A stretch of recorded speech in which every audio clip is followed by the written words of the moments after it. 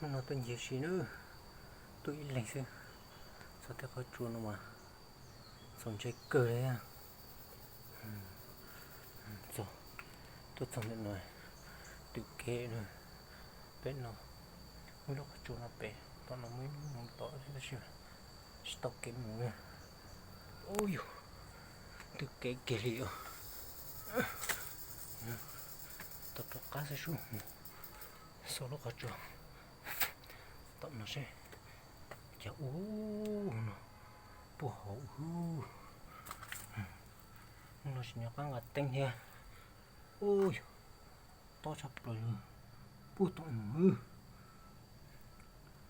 thì lên xem mà chú càng gạt thế đó khó cho khó chú nào tao mình gạt đuôi đi xuống gạt tên đâu mình gạt ôi thực kế nó sát cường lên ôi sao chập rồi chuyện này mò tiểu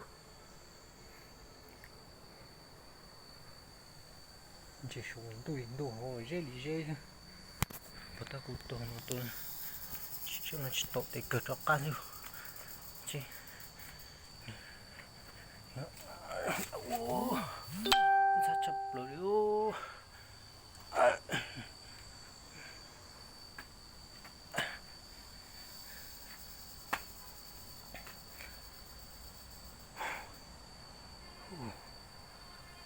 cái nó bỏ sát chập rồi ôi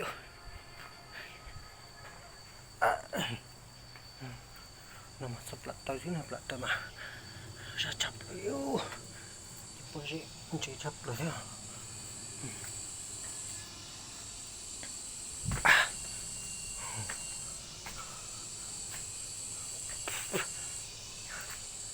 ta tuần chú kiện động nó sẽ tầm sâu gạt sâu sẽ tụi mò chừng nữa tụi mò mình sơ có chú tổ chập lời hổ có cái kiện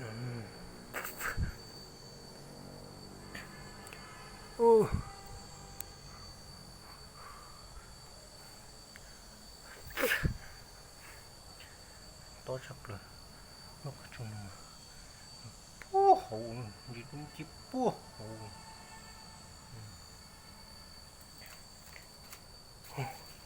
được cái chỉ tao kim ayo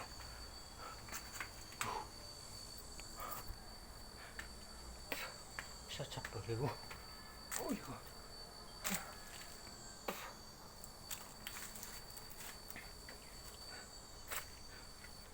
đợi nó tìm tôi sang đợi nó cho cá đi xuống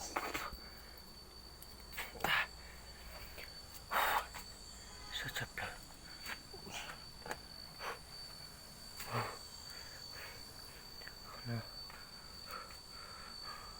luôn nó có chỗ nó bố to lên kia nữa tao cái mùi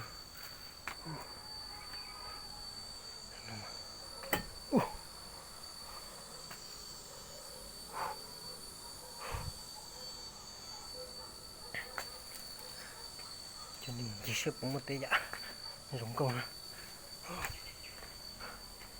ta to tuổi yêu xuống đi tôi không nói xuống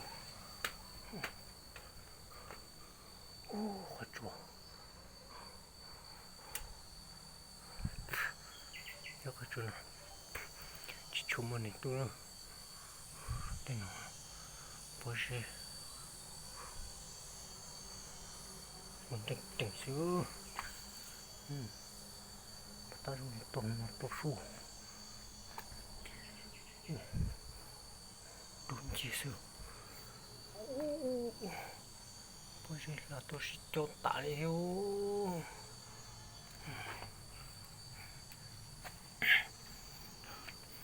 cả nó hổ ra nhưng mà tí cho cái nó ngồi thế này cái nào chung mình ngủ đi điêu. Ui dồi. Ai da.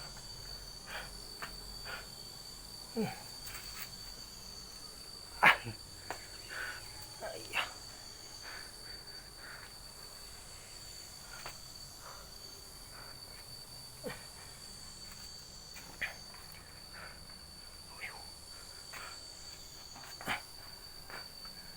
Nước này à.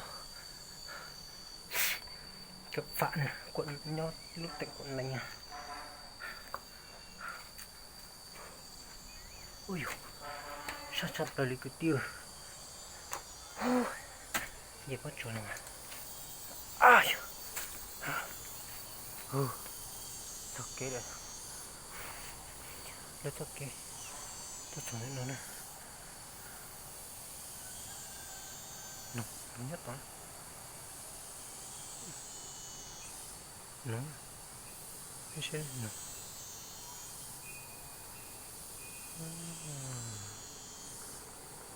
Cho nó cái hoa tiền.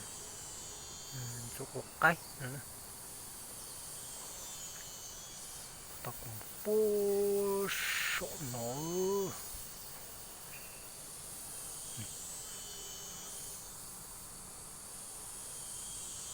Nó là nó. Tôi là gì rồi xem nè. Nó sinh chập lại chúng mình tôi đó giờ tập cổ mà tóm non nó xíu xíu.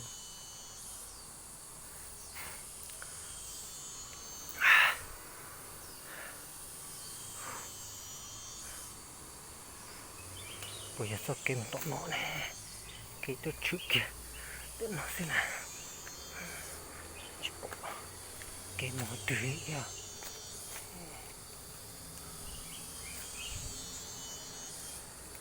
Ôi rồi đi.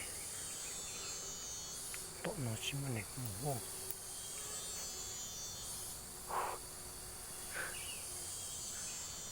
Sao sẽ không chọc quá.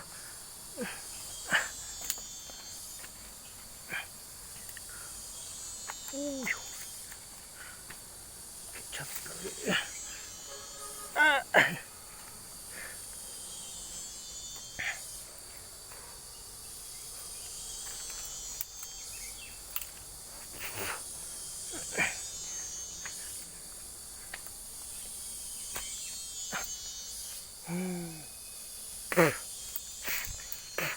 Cái nó nó giống mấy tầng chia ra chỉ nho xuống nó cho cứ nó khóc cứ mà bẩn lu nho chỉ hôi nó ta chỉ bỏ tiền nó chỉ nho cho nó khóc cứ cái gì nữa có chụp nó kia bút to ta chỉ mà chỉ ngắt đánh à tôi lụm gà đi ơi cho cá xíu